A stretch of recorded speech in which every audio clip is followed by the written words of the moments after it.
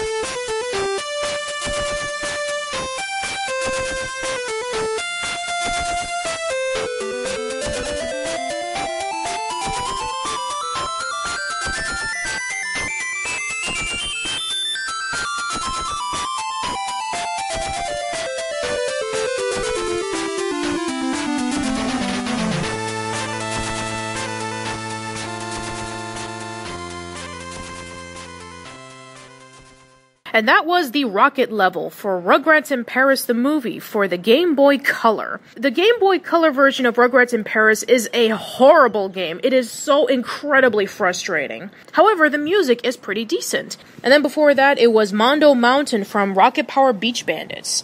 I really enjoyed the song. This track of Mondo Mountain came from the PlayStation 2 port of Rocket Power Beach Bandits, but I remember distinctly playing the GBA version of Rocket Power Beach Bandits. And it was a pretty enjoyable game. And then before that, it was the Ice Cream Mountain theme from Rugrats Search for Reptar for the PlayStation 1. I think that Rugrats Search for Reptar might be the very first Nickelodeon video game that I've ever played. I remember that my cousin owned it alongside with other classic games such as Metal Gear Solid and Tekken and all those other games. And I remember us playing this all the time. The controls are not exactly the best, and the camera angle, it doesn't follow you all the way, but I still had a lot of fun with this game nonetheless. And then before that, it was the Pound Dungeon from Stimpy's Invention for the Sega Genesis. And before that, it was the title theme for Aaahh! Real Monsters for the Super Nintendo. So coming up, we're about to continue off Nick Jukebox, playing off 2 songs from a particular video game series that I did a review of not too long ago. Well, I didn't do a review of the games, but I did do a review of the adaptation of those video games.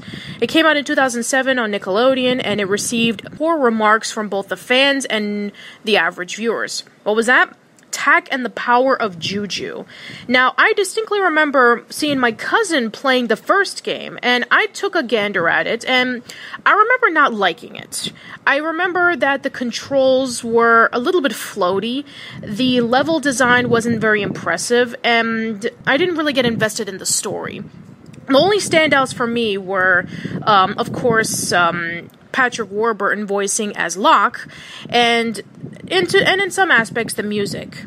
So we're going to start off with the first game, Tak and the Power of Juju, with the level theme for Dry Rock Canyon.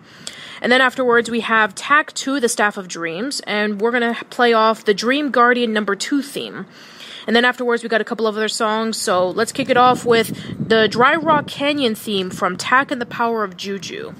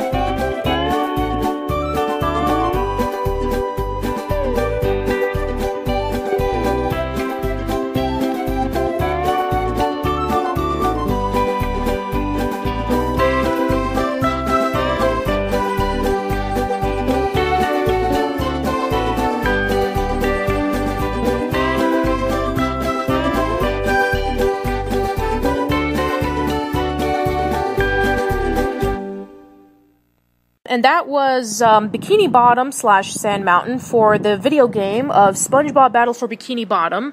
I got this from the GameCube port, but it's also released as well on the PlayStation 2.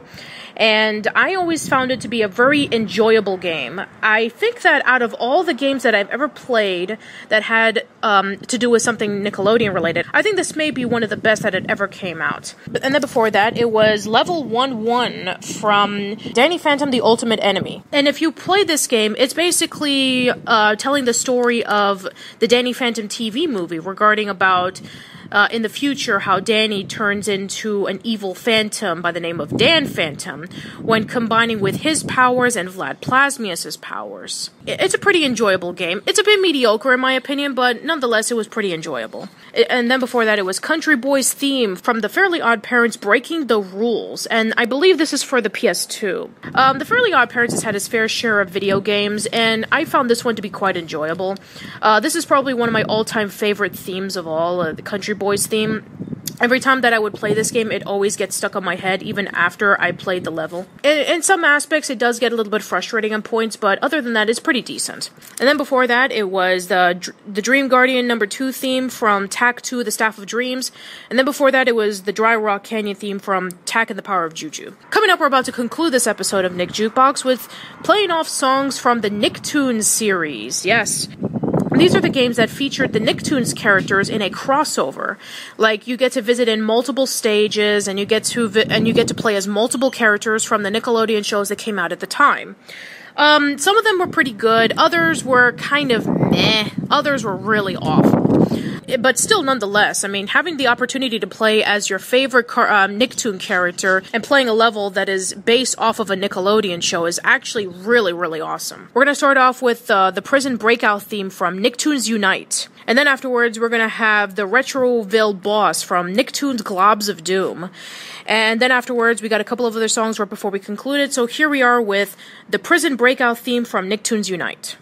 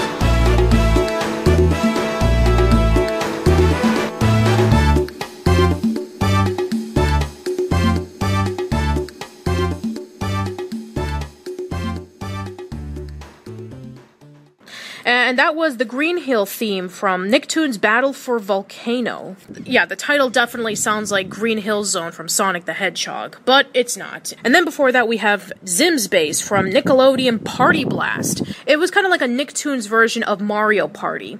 You know, gather up a bunch of Nicktoon characters and play off mini-games based off of the Nickelodeon shows. Some of them are pretty fun, and I do really enjoy them a lot. And this is one of my all-time favorite themes, the one where we get to Zim's Bass. And then before that, we have the Evil Toy Co. Factory Zone #1, the battle theme from Nicktoons Attack of the Toy Bots. Attack of the Toy Bots was also a pretty fun game as well.